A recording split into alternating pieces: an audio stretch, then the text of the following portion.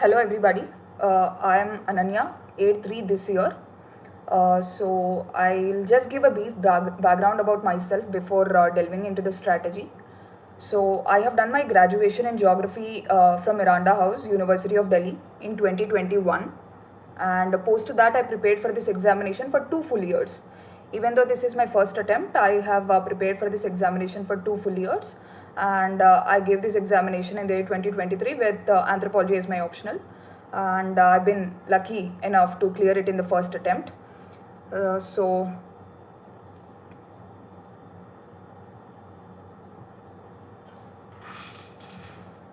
let's just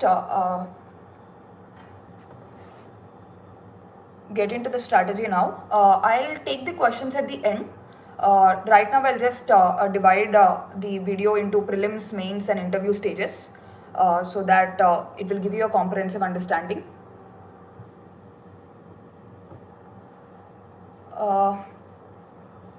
So firstly, let's go to prelims. Let's start with prelims.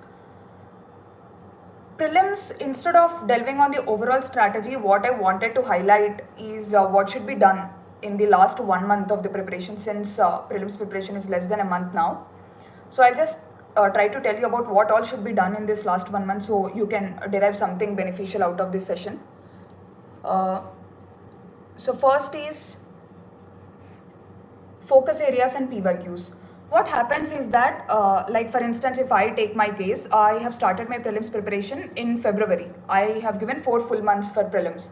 So what happens is that in the initial 3 months, that is February, March and April, we tend to read most of the things. Like even though we know that there are some focus areas that are being focused by UPSC by studying PYQs and everything, we still feel that we still read most of the things. So in the last 1 month, it is now time to narrow down your preparation and adopt a targeted approach. So first thing that before I start with this, I also want to tell you about my marks in prelims. My score in GS paper 1 is 102. Whereas my score in paper 2, that is CSAT, is around 86. So I could comfortably clear both the papers with a decent margin above the cutoff. So yeah, this is about my marks. And then now coming into the focus, coming into the strategy, the first is the focus areas and PYQs. So what do I mean by focus areas and PYQs, and why should you focus is that usually we tend to read everything when we start out for the prelims preparation around February or maybe March sometimes. In the last month, however, it's extremely important that you track PYQs and then focus on those areas so that your memory is fresh when you go to the examination hall, and those questions can also be expected. So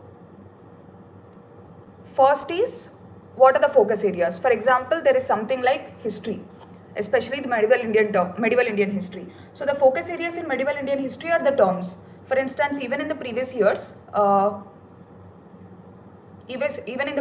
there have been some terms that have been asked, like Virukkal, Nadukkal and all these terms. So when you're reading history in these in this last month, it's extremely important that you see the focus areas which primarily caters to terms in ancient and medieval history. So that is one thing. And coming to environment, we all know that national parks and species are a favorite area for UPSC. So in this 1 month, try to focus on national parks and species a lot. So that is another thing. And about science and technology also. So science and technology, please go a bit deeper into technologies like biotechnology, nanotechnology and everything. So it's not just about a surface level understanding, but also a deeper understanding of the technologies is extremely important. So now narrow down your preparation in this 1 month. Narrow down your preparation by looking at the PYQs and then make a focused plan. So that is one thing you have to do. And apart from that, another thing you have to do is analyzing PYQs. Analyzing PYQs is not just about looking at the previous year questions and then just solving them. It is not about that. What is extremely important is that you have to analyze the options also. For instance, if I have to give an example, there was an option called Namdapha National Park that was mentioned in one of the options in the questions. Even though it was not a right answer, the next year they've asked a detailed question about Namdapha National Park. So it's extremely important that you analyze both the right options as well as the wrong options. So if you do both of these things, next year there is a chance that they may ask a question out of previous year questions. So please do that. Please ensure that you are analyzing the options of the PYQs and then try to get a decent understanding of all the options, so that if any question is asked the next year, you will be able to handle it better. So that is another thing that you can do. And the next thing you have to focus is, please do not forget basics in search of complex issues. What happens is that after like 2 or 3 months of prelims preparation, we go into this panic mode, like what else should I read? Oh, the questions are becoming really complex this year, so what else should I refer, or what new material should I refer? But it's waste of time to do this in the last 1 month. So what you have to do is that please stick to basics. For instance, if I have to quote a small thing, if you see the previous 2 to 3 year papers, especially the prelims papers, you can see that questions from basic topics like fundamental rights, constitutional amendments are coming up. So these things you have to keep it in mind in the last month. You cannot go on referring for new material by avoiding basic things like fundamental rights or constitutional amendments. So please do ensure that in the last 1 month you are giving adequate focus to basics. That is extremely important. And apart from that, the other thing that I want to highlight in the last 1 month is about the mindset. What do I mean by mindset? Mindset in the sense that, like, it's okay if you are being little defensive in the first 2 months of your prelims preparation, but when the times, like, it's only 1 month away, so you have to develop that aggressive mindset. By aggressive mindset, what do I mean is that you have to have that mental strength that I'm going to do it in any way. Like, even if the question is difficult, even if the question is complex, even if the question is something that I do not know, I'll somehow try to use my elimination skills and all such things to narrow down the options. So this is extremely important. This mindset is extremely important going forward in this 1 month. And please see how you are thinking in this last 1 month. It's not just about your preparation that matters in prelims. What also matters is your mindset. So going forward, see how you are thinking. Are you getting intimidated, or are you having that aspect of fear, anxiety that is going through your mind? Those feelings are common. I do not say that you shouldn't have those feelings, but also mind matters. So see how you are thinking, develop that aggressive mindset and all such things. That becomes extremely important for you during the actual examination time, for you not to give up in difficult circumstances and all such things. So prepare your mind like that in the last 1 month. Apart from that, I also wanted to highlight what happened in the actual examination for me in the last year by taking up a few questions. So first is, if you just look at the previous year paper, that is 2023 prelims paper, you can see that there were many unconventional questions that were asked. Even I was not aware of many of these questions. Like, even I was looking at them for the first time. So how did I handle it? So for instance, there was a question which asked about an animal that makes a tool out of scrape and uses it to pull insects out of trees. At the first instance, we will see this question and we are like, oh, what is this question? Where is this coming from? And the species are also like that. So they have mentioned species like fishing cat and all such things, which we might not have heard before. So our first reaction will be a little bit defensive. That is, oh, I've not read these species. I've not done this question. So how do I tackle it? For this question, it's extremely important that you stay with a clear mind, and that is when you can apply your logics. For instance, how did I do this question? So I saw the question, I knew that I was not completely aware of it, and then I just cooled myself down and I thought, okay, so they're speaking about an animal that is making tools. So which animal is able to make a tool? Only that animal which has a greater cognitive powers or greater brain capacity. That is a very basic thing that everybody of us know. Only an animal with a greater brain capacity will be able to make a tool, and not otherwise. So which out of the options given, which is the animal that has a greater brain capacity? The option is orangutan or chimpanzee. One of those is the correct answer. So it's very simple. Like, even if you don't know the question, even if you apply a simple logic or basic common sense, you will be able to arrive at the right answer. So it's just that when you see an unknown question, do not just get freaked out. Just keep calm and think about, okay, there is a tool that is being made by an animal. For a tool to be made, it is extremely important that the brain capacity should be high. And what are the animals that have greater brain capacity? Obviously, humans are one. Apart from humans, who else are there? Apart from humans, obviously there are other primates like chimpanzees, gorillas, orangutans, and all these things. So orangutan, I guess, was mentioned in the option. That is the right answer. So this is how you go about solving unknown questions, by keeping a clear head and trying to arrive at the answer by applying your knowledge. And the second question that I wanted to highlight apart from the above question is, there was a question about Cobalt manufacturing. Which of the following countries manufactures 3 by 4th of cobalt, I guess. So there, the examiner very cleverly gave some options. There was an option of Kazakhstan, there was an option of Argentina, and there were some two countries from Africa. So even I was not aware. I was aware of some other minerals, but cobalt is like, nobody gets to read about cobalt a lot, and nobody knows that 3 by 4th is produced by country. It is a difficult question, obviously. So how did I arrive at it?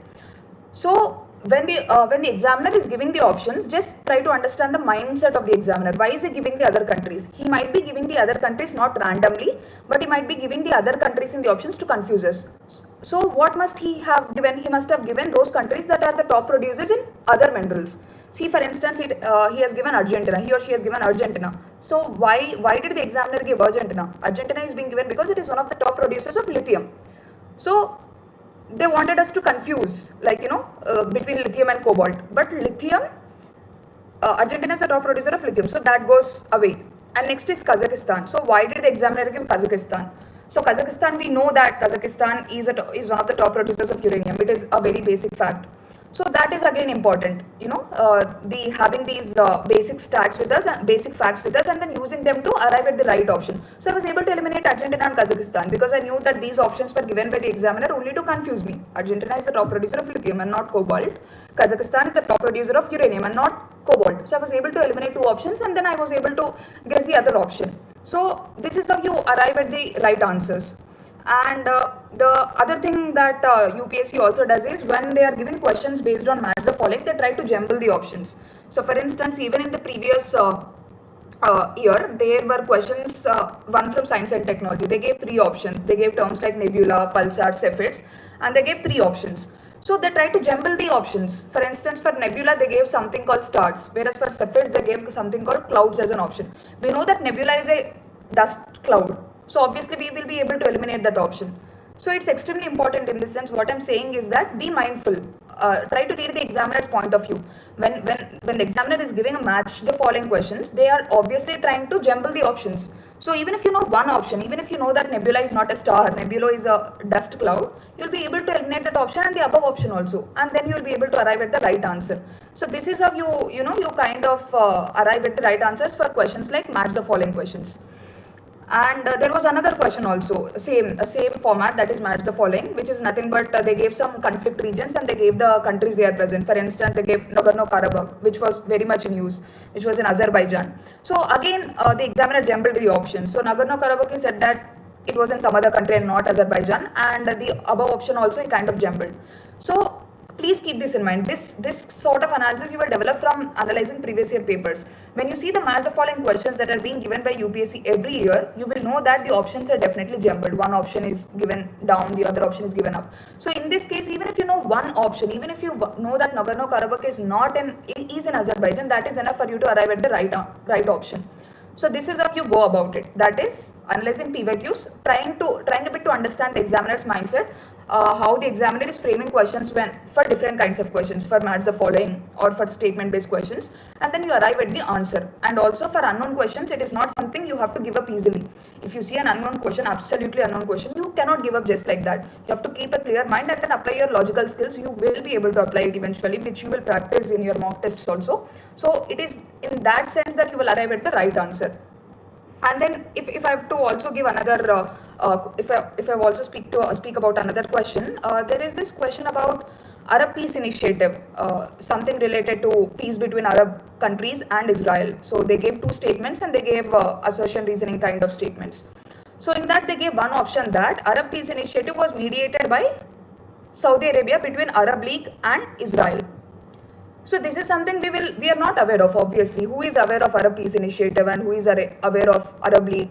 I was not aware, at least. I was not aware of all these things. But I was sure of one thing. You prepare for mains also, and you know that anytime when there is the conflicts between Arab countries and Israel are mediated by third countries and not countries themselves. For instance, there is something called Abraham Accords. We have listened in our international relations, when we were studying for international relations for mains point of view. We know that there is something called Abraham Accords. So we know that Abraham Accords are not something that the countries themselves mediated. It was other countries, the third world, the third countries that mediated them. So with this basic understanding that the whenever there is a conflict between Israel and Arab countries, the third countries, like whether it's the US or whether it's China recently, these are the countries that are mediating and not the countries themselves. So this basic understanding is enough for you to eliminate that option, that Saudi Arabia cannot mediate between Arab League and Israel. Maybe it must have been done by USA, or it must have been done by China, or maybe the option is wrong.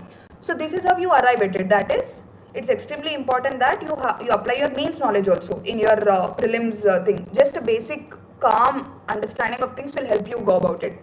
So I just gave few of the examples to you to showcase that even if the questions are unknown, you can still use your basic knowledge, you can still use your elimination skills to arrive at the answers, and I've shown how I did it in the exam like conditions. And apart from that, I also want to highlight one particular area, that is ports. UPSC's favorite topic is ports, and there have been ports, ancient Indian ports. For instance, last year also there was a question on port saying Muziris means what? Muziris is ancient Indian port. So UPSC has asked ports 4 to 5 times. So please look into ports extensively. So these are the few things that I'm saying. One is the focus areas, developing that right mindset, and then how to tackle unconventional questions. So this is what you have to do for prelims in the last 1 month. And regarding CSAT, so CSAT, I agree that it's becoming really, really tricky. It was very difficult for me also in the examination hall to tackle CSAT. But again, for CSAT also, you need to be with a clear mind on that day. And preparation for CSAT is simple. For instance, if you are preparing for English comprehension, what you have to do is that you have to look at the previous year papers, 5 or 6 years papers, and also the answer keys.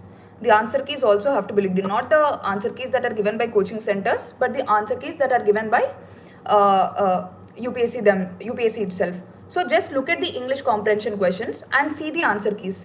Then you will get an understanding of why the examiner is giving a certain option for a certain question. Because it is usually between two options only that we kind of get confused in CSAT also, in English comprehension also. So you just see the previous year questions and the answers that are given by UPSC, and then you will get an understanding of till which level the examiner is thinking when the answer is given. So you will be able to find some pattern in that thing, and then you will be able to answer English comprehension questions in a more organic manner. And also, when you are doing English comprehension questions, keep certain things in mind. For instance, not all questions mean the same. There are asking questions with words like meaning, reflect, inference, and all such things. So when you are seeing English comprehension questions, see what is the word that is being asked, whether it is inference, whether it is meaning, whether it is reflect, because these terms make the answer different. So try to understand the meaning of these terms also. What does reflect mean? What does inference mean? These terms, you go into the detail, you understand it, and then you also try to see the answer keys, and then you will be able to understand the examiner's point of view, so that you'll be able to answer the questions better. And regarding maths, what I suggest regarding maths is that extensive practice is definitely needed. For that, if you find that doing maths from a book is difficult or something like that, please go to YouTube. There are many YouTube videos, especially for other competitive examinations like SSC and other such things. So please listen to those videos, so that you will be able to make your basic understanding and concepts clear, and then you can try to practice it from some other book. For instance, I practiced it from a book that is published by Arihan series.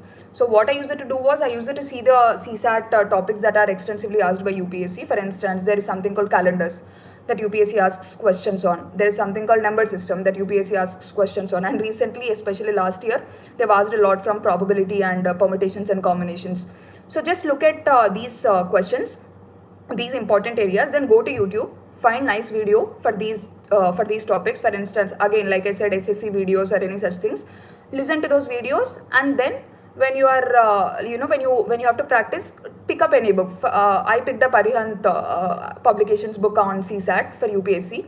I practiced some questions, and then I was able to do decently good in the examination hall. So please don't take CSAT lightly. Maths has to be practiced, English has to be analyzed with the previous year questions, and that is how you arrive at an optimum number of right answers for you to clear the paper. And apart from that, another thing that I also wanted to highlight for CSAT is that we tend to make the mistake of solving very, very complex topics and leaving very basic topics. For instance, even if you see the last year paper, yes, the questions were difficult. The probability, permutations and combinations questions were lengthy, time consuming, etc. But there were some easy questions also. There were easy questions that can be solved through basic logical skills. For instance, there were 3 questions that were regarding that were like statement based, P, Q, and R. They gave some sort of option, some kind of statements, and they asked us to evaluate the correctness of the statements that were given. So please don't take these logical kind of questions lightly, because these are what that ultimately gives you marks in the examination hall. How much ever you practice the complex questions and complex areas, unless you're too comfortable with them, in exam like environment, it is very difficult for you to apply those concepts and solve the problem in less than a minute or 1.5 minutes. So what is important is that see the questions and see, you have to develop that knack of identifying questions that can be solved through basic logical skills. Like for instance, I said the statement based questions like PQR. There were 3 questions like that last year. So these questions have to be seen, and then you can kind of do them in the exam like conditions in less than a minute or so.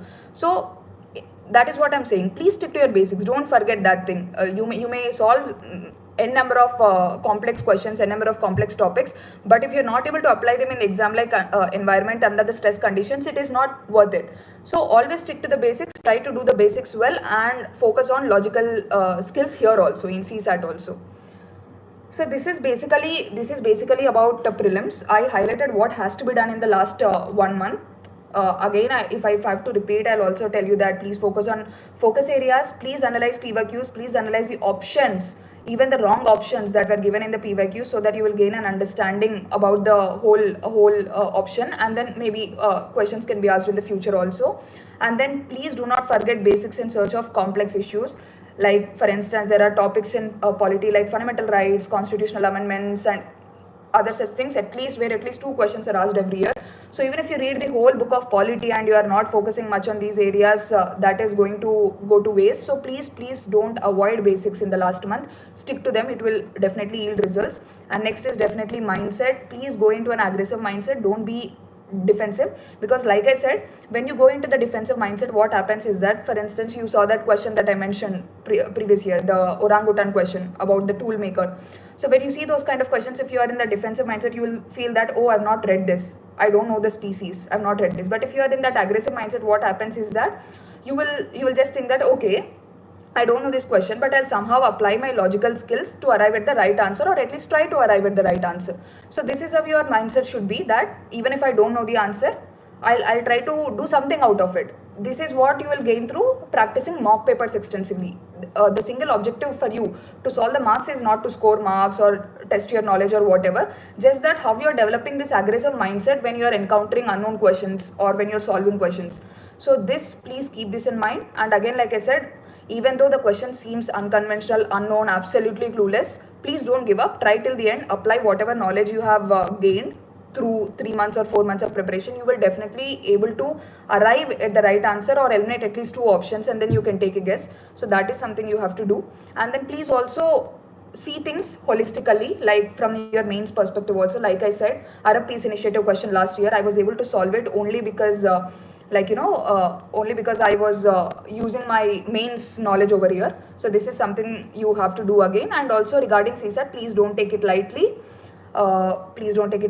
Practice it. English comprehension, the only thing that you have to do for English comprehension is to analyze previous year papers, see the examiner's mindset, and pay attention to words like meaning, etc. Meaning, reflect, inference, so that you are not going wrong. And also maths is something that you have to practice extensively. But again, even if you are practicing complex areas, don't try to leave out basic areas. So that is something that you have to do. So this is about prelims. I'll take up any queries that you have prelims in the end. All the queries that you are posting, I'll take up in the end. So yeah, that will do it in the end. Everything, all the questions that you have, we will be able to take it in the end. So let's now go to mains now.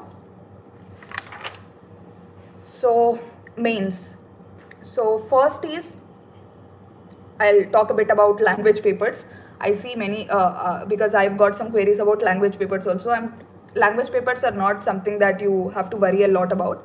But again, I'm telling, don't take it lightly also. What you have to focus while doing language papers is that You have to see if your basic grammar is right, that is, you are not misspelling words or something like that, and see that you are aware of basic words from your language. For instance, my language was Telugu, so I just made sure that I was comfortable with writing some of the words in Telugu and not writing them with any spelling mistakes or something of that sort, and also try to read up a bit of grammar for your language paper, so that it becomes easy. And English, the same holds for English, just basic comprehension skills, basic grammar skills. That is what you have to do. So do not worry too much about language papers, but don't take it lightly also. Just see where you're standing. English, I think you can still do it with reading basic grammar and comprehension. You can do it. And if you're not comfortable with your other language paper, just try to see you are decently prepared for that, like, not making any spelling errors and all such things. So please do that for language papers. And next, coming to general studies. So general studies, the basic mistake that many people do is that they see all the general studies papers as one thing only, like GS1 is same, GS2 is same, GS3 is same, GS4 is same, every paper is same. But that is not how it works, because, like, there is a certain strategy for each and every subtopic of the paper also. For instance, even in GS1, the way you prepare for history is different from the way you prepare society, or even the way you prepare geography. So it's completely different, it's not the same. So I'll just tell you what should you do for each paper or subtopic. So let's now start with GS1. GS1, when you're reading history, or when you're writing an answer, a history answer, what you have to keep in mind is that the essential elements. So what are the essential elements for a history answer? The essential elements of a history answer are nice concrete examples. So when you're writing something about temple architecture, a question about temple architecture, it becomes extremely important that you quote the temples in detail. That is, you are quoting Brihadishwara temple, or you're quoting Kailashnath temple, all such things. So these have to be on your tips. These things have to be on your tips. That is extremely important. See, for instance, these years, the history questions are also becoming very particular. Like, if you see the last year's GS1 paper, there were some very specific questions like technologies developed under Delhi Sultanate and all such things. So here it becomes extremely important that you read history extensively, and your prelims knowledge should also be utilized very effectively for your mains. That is extremely important. What happens is that we tend to read history for prelims. We know all these technologies, like, we know about Persian wheel and all such things, which we read for prelims. But what happens is that once we come to main stage, we discard our prelims notes that we made for history, and we just go about reading a little bit for mains. But that is not sufficient these days. Please utilize your history prelims notes for mains effectively, so that you will be able to come up with very specific examples, very specific facts, and you will be able to tackle unconventional questions also. That is something that will be extremely helpful for history. Like, for instance, even this year there was this first question, which was about how does geography of an area influence its, how did geography of India influence its history?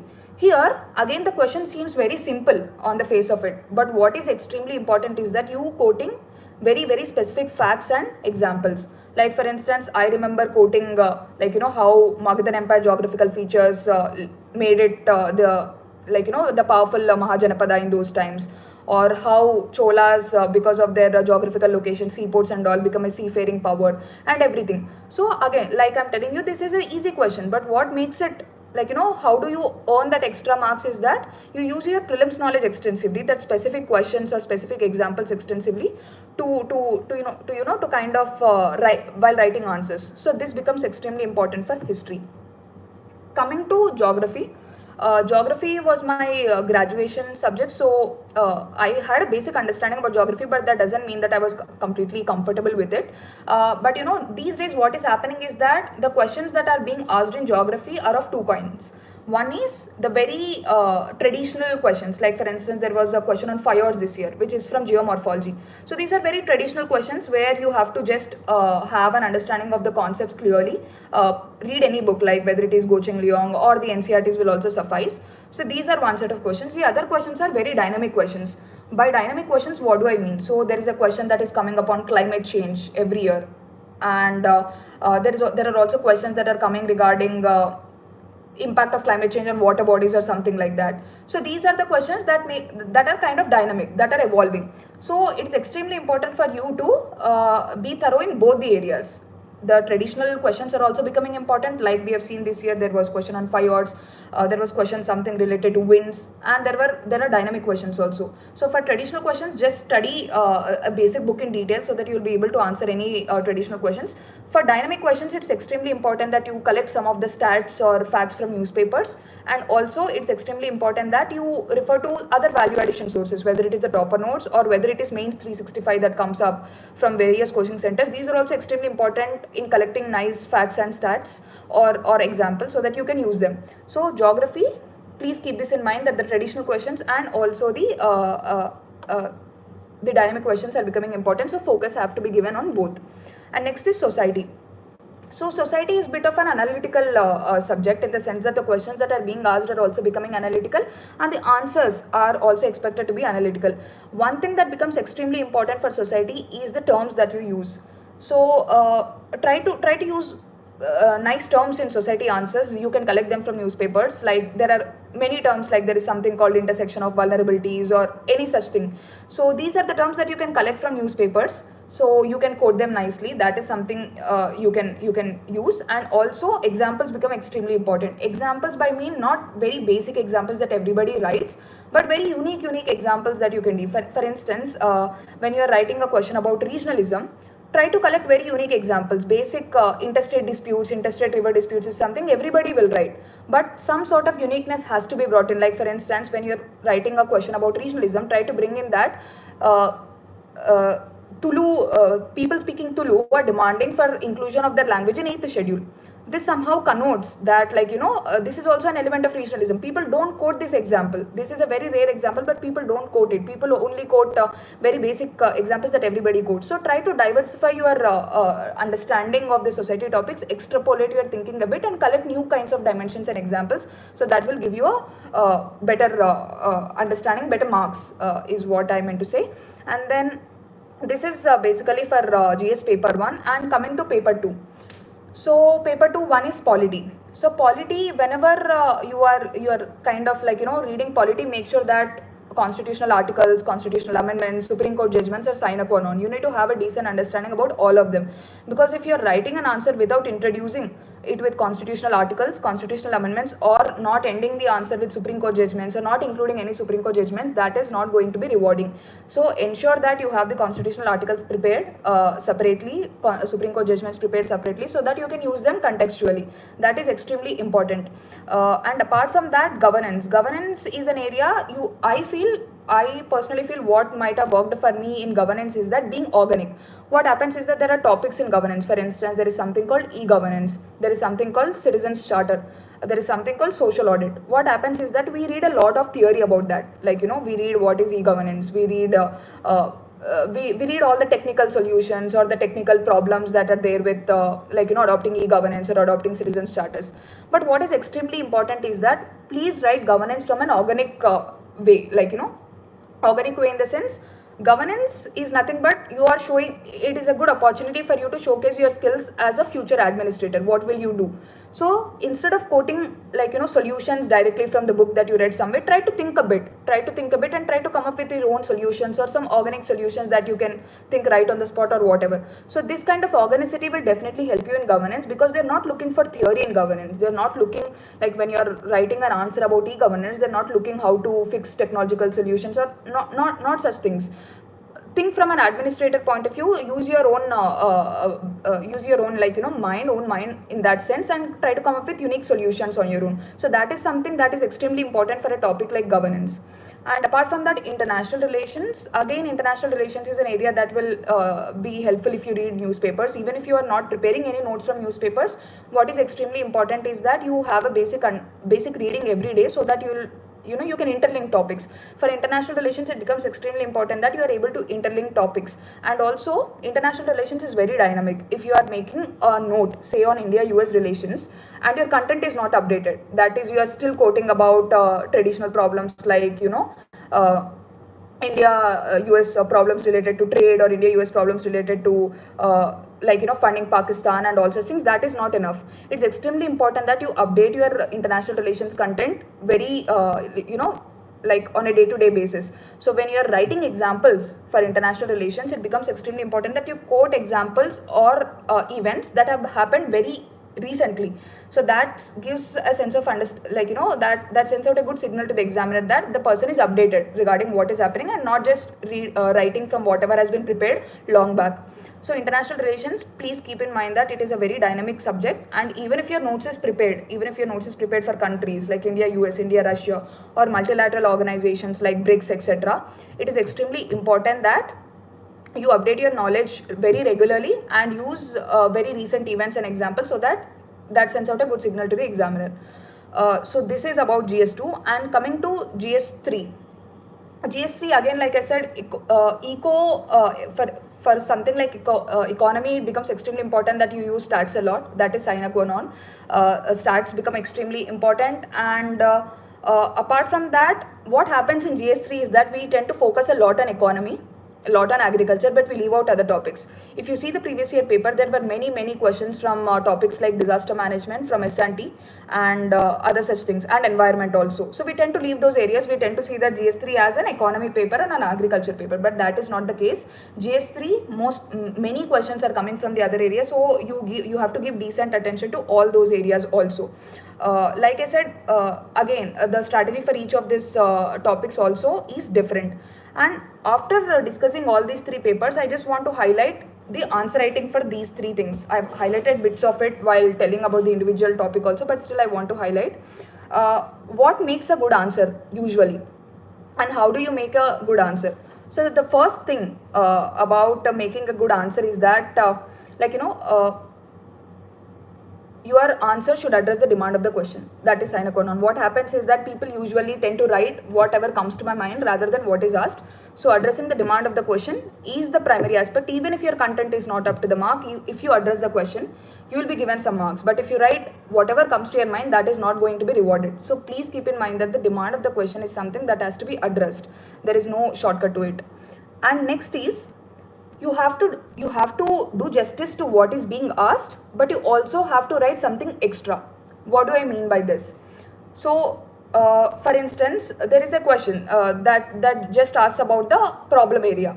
So you have to give at least 6 to 7 points for the part that is asked in the question, but also you also have to include the other part that is not asked, that is suggestions. Suggestions might not be asked in the question, but you have to give at least 3 to 4 points for suggestions also. So what is important is that you do justice to what is being asked, give a maximum weightage to what is being asked, like 7 or 8 points, write it, and then when you're writing, you also have to write what is not being asked. What is not being asked is like whether it is suggestions when a problem is asked, or something of this sort. So this is another thing that is extremely important. And next is catchy introductions and conclusions. So we generally do not pay much attention to how we are writing introductions and conclusions. We usually introduce them in a very casual manner, but it is extremely important that your introductions and conclusions are very catchy. And some of the ideas regarding how you can do is that definitely you can use a stat, you can use a fact, you can use a quotation, you can use, for instance, something like polity or international relations. You can use statements given by eminent personalities, whether it is the previous CJIs, the current CJI, that is Chief Justice of India, all such things. Or even in international relations, you can use the statements that are directly given by eminent persons in this field. Like for instance, there is C. Raja Mohan, who writes articles so in Indian Express. So those things, or maybe the statements given by Honorable External Affairs Minister. So all these things you can use in conclusion. So this gives it a very nice touch. And next is diversity in points is sine qua non. What happens is that if there's a question on any particular topic, we tend to write similar points regarding that. For instance, there's a question on regionalism. So what do we write in regionalism? We tend to write about interstate river water disputes, or we tend to write about interstate boundary disputes, all such things. But these are very unidimensional way of answering questions, and these are the points that everybody writes. Like for instance, whenever somebody is speaking about regionalism, the first thing that comes to our mind is that interstate boundary disputes or interstate river water disputes. But these are written by everybody, and there is no no diversity. So how to bring in diversity? Like for instance, when you're writing about regionalism, try to write about demand for inclusion of languages in 8th schedule. For instance, example Tulu. That is an example where regionalism is showed. And second thing is, you also have to bring in regionalism is where even in financial devolution, something like taxes sharing between center and states, it is being alleged by southern states that northern states are given more share rather than southern states. So this is also a point that we study in polity, but we kind of do not use it when writing a society answer in as part of regionalism. So it's extremely important that your knowledge is very well integrated and you use points across papers. So financial devolution and the southern states agony over financial devolution is something that we read in polity, but we kind of do not use it in society because maybe our knowledge is not that integrated, or we see the subjects in silos. So please do not see the subjects in silos. Try to have an overall view of it so that you can use points across papers seamlessly. That is another thing. So this is what I just meant to give an example about how to diversify your points. So apart from that, these are for GS1, GS2 and GS3, and then there is ethics. For ethics, what I would say is that you have to give equal weightage to theory and case studies, because in my case I feel my theory answers were very well written this year, and that is why I've got a good score of 136 in ethics. So even theory part has to be given decent attention, and the case studies can also be should also be given attention. For theory, what you have to do is that you have to be extremely thorough with the syllabus when it comes to writing theory answers. So for instance, when there is a question asked about probity in ethics, instead of writing random points, what you can do is that you can correlate it to the syllabus topics. For instance, there is something called transparency mentioned in the syllabus. There is something called accountability mentioned in the syllabus. So when you're writing a question on probity, try to ensure that your points are revolving around the topics that are mentioned in the syllabus. So link probity to transparency, link probity to accountability. So this is how you go about theory questions. Instead of writing random points, it's extremely important that you correlate your ethics answers with the syllabus pointers that are mentioned. So it becomes one, extremely easy for you to generate points, and second, the answer looks a bit systematized rather than writing anything and everything. So please keep this in mind when writing theory. You have to have your syllabus very well in your mind, that whenever a topic is asked, whenever a question is asked, you relate your points to the other parts of the syllabus, so that it becomes easy for you to generate points and also the points look systematized. So that is one thing. And regarding case studies, I don't know to what extent I can speak about my case studies, because I personally feel that my case studies were a bit average only this year. But what I can say is that it's extremely important that you use your general studies knowledge when writing case studies. So please do not make your case studies very generic. Like for instance, if there's a question about consumer problem that is there, do not just write awareness generation or something like that. Bring in your GS knowledge, bring in Consumer Protection Act, or bring in dispute redressal mechanisms that are associated with consumer complaints and all such things. So using this particular general studies knowledge in your ethics case studies will take you a long way in making your case studies very specific, and that will give you more marks. So this is one thing that I kind of did with case studies. So this is about general studies, and I'll go to my optional, that is anthropology now. So regarding anthro, I'm not going to emphasize much on sources, because now the sources for anthropology are really there are sources everywhere. There are toppers notes that are coming out, so there is no dearth of sources, to be honest. So you can study anthro from anything, but I'll just tell out what are the few things that you have to keep in mind when studying anthropology. So first is you have to develop that anthropological understanding. So what do you mean by anthropological understanding? Many a times it happens that the questions that are asked in anthropology are of generic level, generic nature. That is a question that can be asked in GS3, environment can be asked in anthropology. A question that can be asked in GS2 can be asked in anthropology, all such things. So how do you make it anthropological? I'll just give you an example for this. So the year I gave the exam, there was a 10-marker question which was about customary laws and environmental conservation. So this was a 10-marker question. So on the face of it, it seems very easy. Yes, customary laws will lead to environmental conservation. You can write it from a very general studies point of view. But that is not going to give you marks. What is important is that you bring in your anthropological perspective. So what do you mean by anthropological perspective? When writing this particular answer about customary laws and environmental conservation, I brought in concepts like nature man spirit that you study in paper 2. So that can be utilized over here. And the second thing I brought is a lot of examples that I read in tribal anthropology. So I gave the example of Kogi Indians, I gave the example of Maasais whose customary laws are there to preserve the grasses and everything. So these are some things that you have to brought in to make your answer more anthropological and less generic in nature. So this is one thing that you have to do. And the second thing is, again, diversity also is important in anthropology. For instance, there was a 10 marker question again last year, which is nothing but gene expression. So many people I interacted with have written this answer in a very linear, monotonous manner. Like for instance, they explained how gene expression happens, what is the process of gene expression, and all such things. But here you have to use your integrated knowledge that you have studied. For instance, in physical anthropology, we read a lot about genetics across chapters. Like there are some 6 to 7 chapters that solely deal with genetics. So here, when I was writing about gene expression, I brought in many examples and many unique concepts. For instance, I mentioned about genetic imprinting.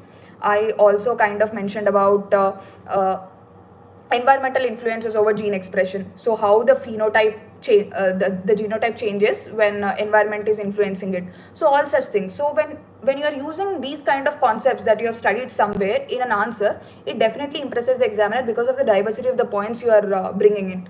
So it's extremely important that you bring in anthropological understanding through one, using anthropological thinkers, using anthropological concepts, even in questions that seem very generic, and second, bringing in diversity in points. So I've tried to explain it through 2 examples that I did last year. Apart from that, what is also important is that how to approach anthropology answer writing or something of that sort. So in my opinion, for something like anthropology, what is more important is revisions rather than answer writing, because mostly anthropology is kind of static subject. Even though there are current affairs happening, you can maybe add 1 or 2 points from your current affairs, but mostly it is a static topic. And you can also prepare anthropological notes in a very question and answer format. Like you can take up a question and you can prepare an answer, and very well you can reproduce it in the examination hall. So it is extremely easy in that sense for you to prepare thoroughly for anthropology, in a single go. So what becomes difficult is to memorize these things, since there are many topics in anthropology. There is physical anthropology where genetics is involved, and there is archaeological anthropology where lots of sites are there where memory is again needed. Even for something like tribal anthropology, the case studies are there which requires a lot of memory. So all these things require a lot of memory, which means lot of revision. So try to focus on revising a lot. So if you revise a lot, one thing is that you will keep all these things in your mind. You will be able to reproduce them naturally in the examination day. And second thing is you will be able to interrelate things. Like for instance, when I was explaining to you about the question that is customary law and environmental conservation, I gave examples from paper 2, tribal anthropology. So how does that happen? It happens basically because of number of revisions. The more you revise, you will be able to integrate across the subjects, and you will be able to use your paper 2 knowledge in paper 1, paper 1 knowledge in paper 2, vice versa. So that is how it should be. And next, coming to answer writing, it's just about reproducing it. So even if you take up full length tests and try to complete them in 3 hours, that is all you have to see in, and nothing much like practicing is what I feel personally. So that is something related to anthropology. And also short notes is extremely important for anthropology, because there are areas again that needs to be memorized. When you're reading archaeological anthropology, people will obviously get confused. I got confused myself, because there is this timeline, it starts from Paleolithic and it ends somewhere in the Iron Age or something like that. So there are a lot of sites in India across the world that can get you confused, and you also have to read about the tool types, tool technologies, and all such things. So it's extremely important that you make short notes. For archaeological anthropology, I would suggest Mandar Patki sir's short notes. So there he kind of prepared notes in a table like format. Like he took up the timelines, and then he also listed down the tool types, tool technologies, and all such things. So it was easy for him to kind of revise, which site belonged to which period, or which tool type belonged to which site, and all such things. So please, for archaeological anthropology, I suggest you to make short notes in this format, that is the table format, where you list out all such things. And apart from that, short notes become also extremely important to other areas also. For instance, in tribal anthropology, when you read tribal anthropology for the first time, do not make any short notes. But when you are again revising it, try to collect all the case studies in one place, so that when you are collecting all the case studies in one place, you can revise them continuously, and you can use case studies of paper 2 and paper 1. This is how you will be able to integrate your knowledge. So short notes becomes extremely important. And I also want to add about short notes to in GS also. In GS also, what will you include in your short notes? Again, the statistics, the diagrams, the facts, the judgments, and all such things. Try to make it in a short note format and revise them continuously so that you will know where to use them. It will come to you naturally in the examination, or even if a question is asked about regionalism, you will pick some point from somewhere, like for instance polity, and you'll be able to quote it in paper 1. So this is how integration of knowledge happens. Integration of knowledge happens through making short notes, revising them continuously, and forming interlinkages in your brain so that you'll be able to generate new points in the exam hall. So that is one thing. And I'll just talk briefly about my interview, not much, because interview, this was my first interview, and I was also a little confused about how to go about interview, but I got a score of 190, which is a good score again. So how did I go about interview? I got a lot of time. I got 3 months time to prepare for my interview, so I was on the lucky end. I prepared my DAF thoroughly. I had 70 pages of my DAF notes. Like, I took up every keyword. I brainstormed it 360 degrees. I thought of all questions that can be asked from my DAF. I asked from my friends also what all questions can be asked from my DAF entries and all such things. So I kind of prepared a 70-page notes of DAF consisting of questions and answers, which kind of helped me in revising them quickly. And apart from that, current affairs also become extremely important. So how do I do current affairs? How did I do current affairs for interview? So for interview, it's extremely important that you have your own opinions, and you are able to think through clearly and express them clearly. So for that, it's extremely important that you refer to at least two newspapers. Two newspapers become extremely important for you to build those opinions. So even if you have been reading only one newspaper or no newspaper at all till the end of mains, please try to read newspapers, two newspapers regularly for interview. That will build up your opinions. That is something. And third thing is practice speaking for interview. That is, you have to be brief and clear. That is what they are expecting us from us. So try to speak for yourself, or maybe ask your friends to ask questions, so that when they ask questions, see how you are, like, are you extending your answers, or are you within the time limit? 1 minute is fine, but you cannot go on telling about an answer for 2 minutes. So brevity and clarity are important. So for that, practice is extremely necessary. And also ask your friends or peers who are into preparation to continuously pose you questions or corner you, so that, because cornering kind of situations happen in interview, which happened in my case also. So if that happens, you will be ready. You will not be completely unaware. So that is something that you have to do. And be very honest in interview. That is extremely important. Like, you cannot fake anything in interview. Out of, in that situation, it becomes extremely important to even fake anything. You will be yourself, so don't try to not be yourself through mock tests or any such things. So that is another thing that you have to do. And not a lot about interview, but these are the basic things that you can focus while you are preparing for interview.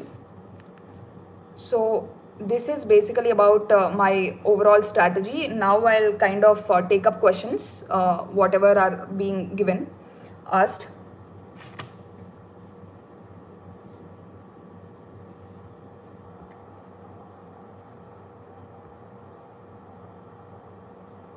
So first is how to approach prelims and mains separately. So the issue is, you do not approach prelims and mains separately. You read for mains. When you start your preparation, you start preparing for mains and not for prelims. So you read your mains, and then by the as part of that only, you will read all your basic books. Like, for instance, you will read Spectrum, you will read Lakshmikant. You will also cover up current affairs and all such things. So you will do your mains. Within that, you will cover your prelims also. But the difference is that when you are reading your mains till January of the year, exam will probably be in May or June. You will read your mains you will do your mains till January or February, whatever may be the case. Depends on the individual. So you read for mains. Do not focus on prelims. You will develop that analytical mindset. You will think from multidimensional ways. That is how you read through these 7 or 8 months. And then when the time comes, that is when when February comes, that is when you will focus on prelims. Then out of the notes you have, or out of the resources that you've already studied, you might have studied Lakshmikant, but you have studied it from a very analytical point of view, and not from the point of view of remembering facts. Or you might have studied Spectrum, but you might have studied Spectrum to write answers in modern Indian history, and not remembering details, all such things. So it's extremely important that when your time for prelims preparation comes in, you now focus on facts. So you do not actually prepare separately for mains and prelims. You actually start your preparation preparing for mains, And when the time comes for shifting to prelims only preparation, then is the time you will focus on facts and remembering things rather than analyzing things. So that is just the difference in approach, not preparing separately. For preparing mains, you will focus on analysis, while preparing prelims, you will focus on facts and all such things. So it's just a difference in the way you prepare and not preparing separately. And the next question is,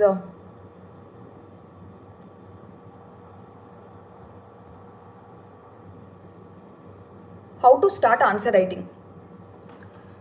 So how to start answer writing, what happens is that there is a sequence about how you go about answer writing. Usually what happens is that I've seen people getting panicked about completing the paper in 3 hours before prelims itself or right after prelims. Or maybe people start panicking about, like, I'm taking 10 minutes for writing a 10 marker answer. How will I be able to complete the answer and all such things? That is not how your answer writing sequence should be. Firstly, when you're starting out an answer writing, see whether you are addressing the demand of the question and whether you are able to structure the question properly.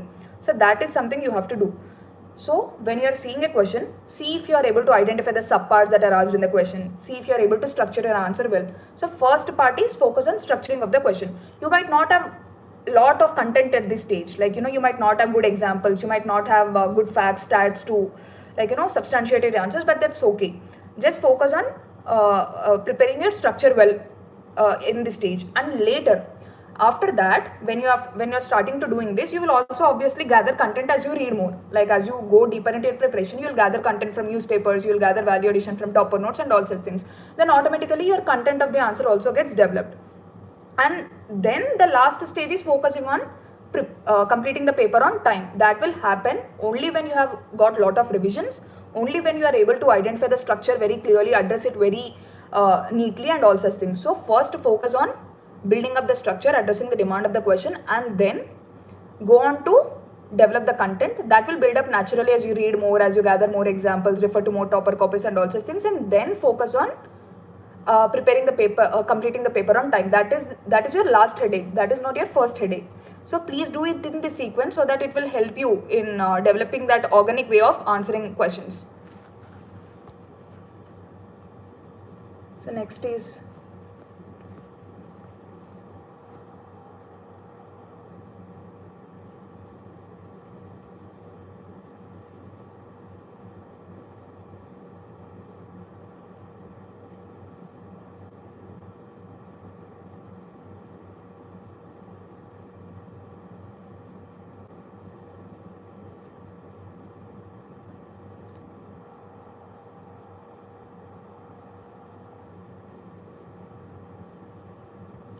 so revision strategy. So revision strategy, the thing I did for revision is that for prelims, I ensured that it is in iterations. Revision strategies and iterations. For instance, when I was preparing for mains, like, before January, when I was making my notes of mains and when I was revising, what I did was, I used to take up a subject. For instance, I used to take up polity in GS paper 2. I used to make notes of it, and I used to read it once, and then I used to keep it aside.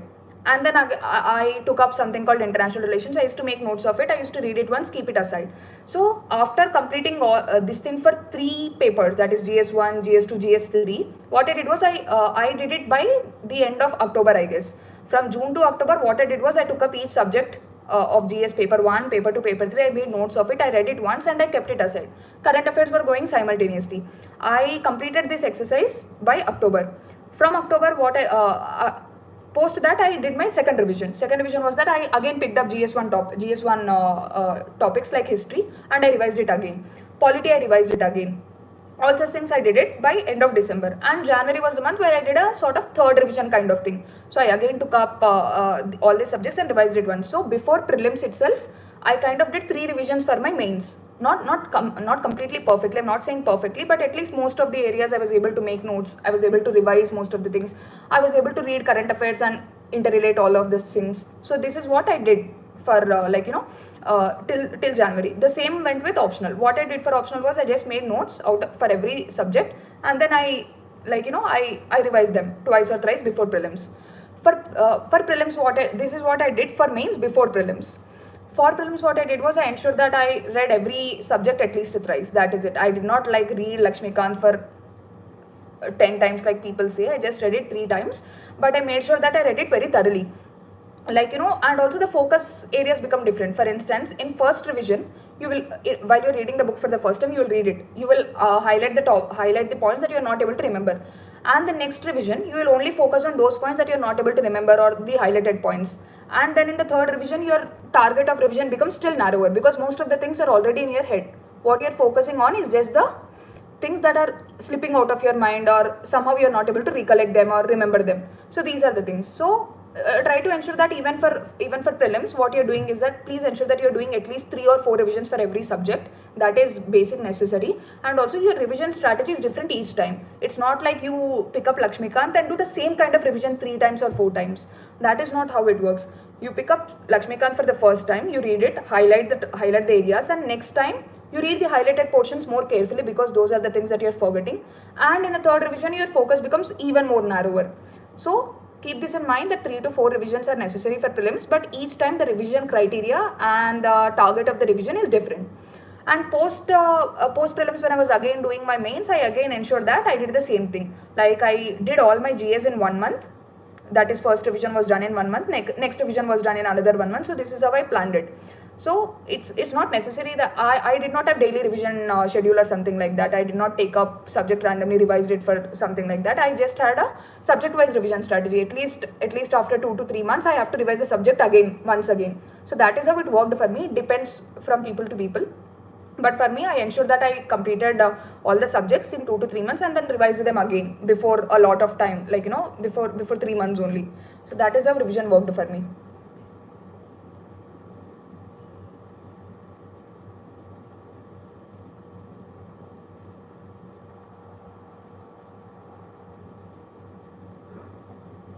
How to know which topic is relevant for UPSC exam point of view in newspaper? Yes, again, this is a tricky question. It was tricky for me when I started my preparation. So it's extremely important that you understand syllabus first. Syllabus gives you a direction regarding what to read from newspaper.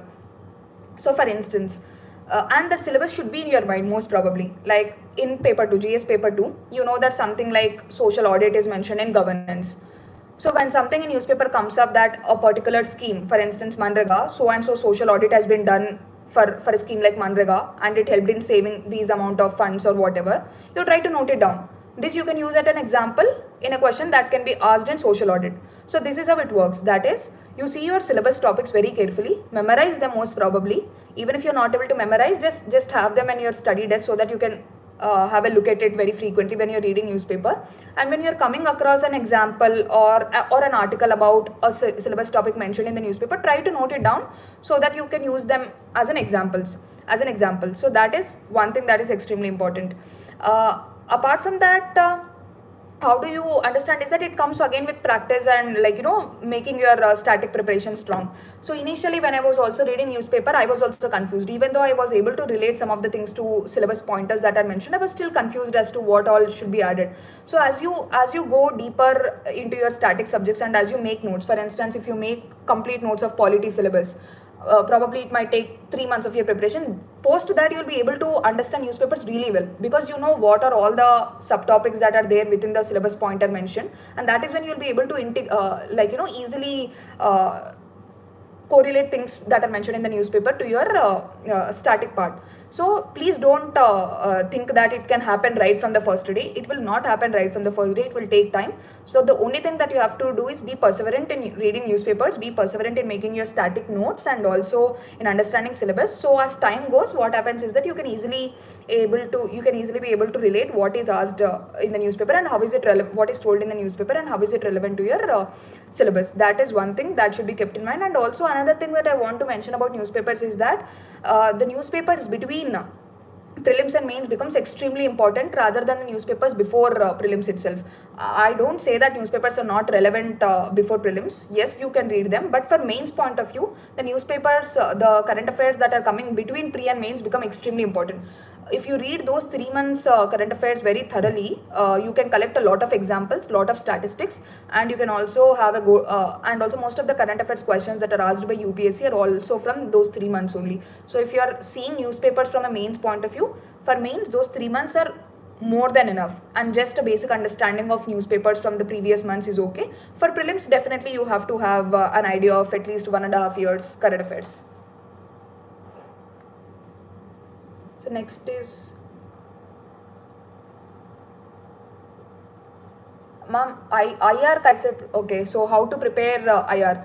So IR, like I again said, it's extremely important that you have frameworks. Like for instance, when you're preparing notes for something like India, US, India, Russia, or any other country relations, have some framework in mind. That is what is the political relations, what are the economic relations, what are the trade relations, what are the defense relations, what are the security relations, what are the cooperations on environment front, or cooperations on multilateral platforms, and all such things. So for every country, try to have this framework, so that whenever you are preparing your notes, you have this framework in your mind, and you are adding these elements only into your notes. So this is extremely important, that is having a framework and making notes depending on this framework. That will make your task easy. And then it's also important that you update your knowledge. Like I said, international relations is a very dynamic subject. You have to give examples that are of recent times and not examples that were there before. So try to read newspapers whenever you already have your India-US relations notes prepared. So whenever you're reading newspaper and you come up with a new area about India-US relations, for instance, they are cooperating on something on critical minerals, they are cooperating something on quantum technology. So that is something you can add to your notes. So this is how you stay updated with international relations, and you can do it for every topic. That is, you can do it for country to country relations, that is bilateral relations. You can do it for multilateral organizations and all such things. So this is how it goes for international relations.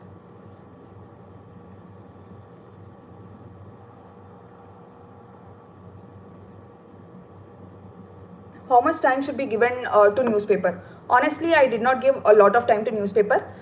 Initially, when you are trying to grasp things or understand current affairs, it will take time, probably 1.5 hours, but it should gradually be toned down to something like 30 or 40 minutes. In my case, that is what has happened, because initial 2 to 3 months you might face a little bit of struggle in understanding the articles and all such things. Then it is okay that you're taking 1.5 hours or so. But as you understand the issues clearly, it's not worth it to dwell a lot on newspaper.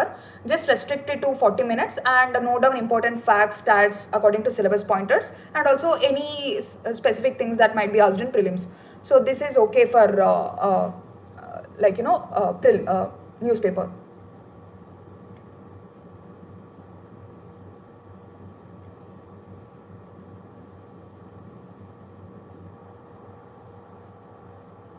And next is so my daily routine. So my daily routine, it was actually different. It was not linear, in the sense that when the exam was far away, I kind of read for maybe 7 to 8 hours. But when the exam was near, I gave in a lot of time, like maybe extended it to 13 or 14 hours also. So I did not have very rigid schedule, like I have to do this. I shouldn't I should take break now. Then it's not like that. It was very flexible, I would say, because I felt that if I am that kind of person, when I'm given tight schedule or something like that, I most probably would not do it. So I kept it very flexible, considering my nature, and I kind of just ensure that whatever I just use it to have a rough idea about what should I do tomorrow. So for instance, if I was reading spectrum, I just had a rough idea that okay, I'm going to complete topics till reformist movements. So that is what rough idea was in my mind. So I tried to complete that the next day. So after I completed it, it was not like I extended my study hours. I did not extend my study hours. I was like, okay, my target is done, now I can rest. So that is how it was. But when the exams were near, I worked a lot. For instance, during prelims, I remember at least the last 1 month, I consistently read at least 14 hours a day, because there was a lot of things to revise. So it depended on when the examination was, and depended on what my targets for the day were, and all such things.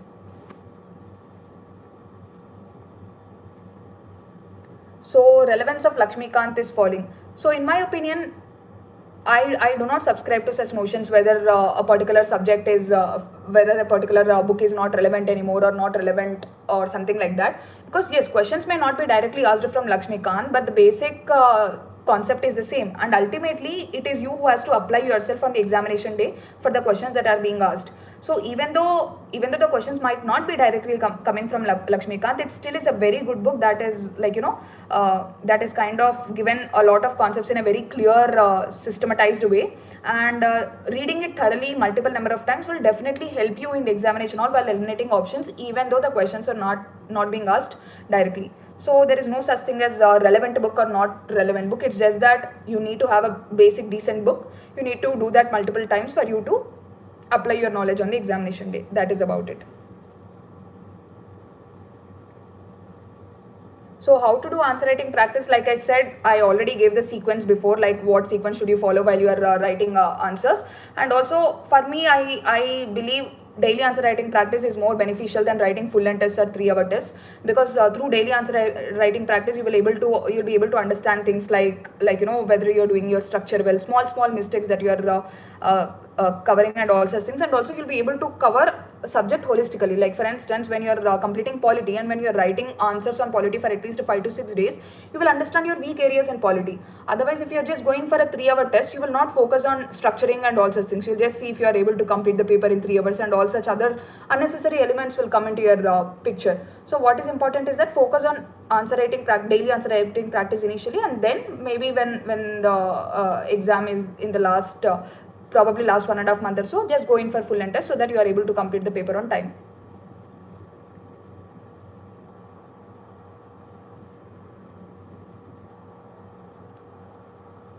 So I think these are the questions. That is about it, and this is what I intended to cover through the session. I hope it was beneficial, and yeah, that is about it. And if you and regarding book list also, I'll try to somehow make a detailed list of all the books and resources I referred, and I'll try to share it through some Telegram channels or some other thing. So I'll try to do something on that front, and yeah, that is it. I hope the session was useful, and I thank UPSC Time India for providing me this opportunity.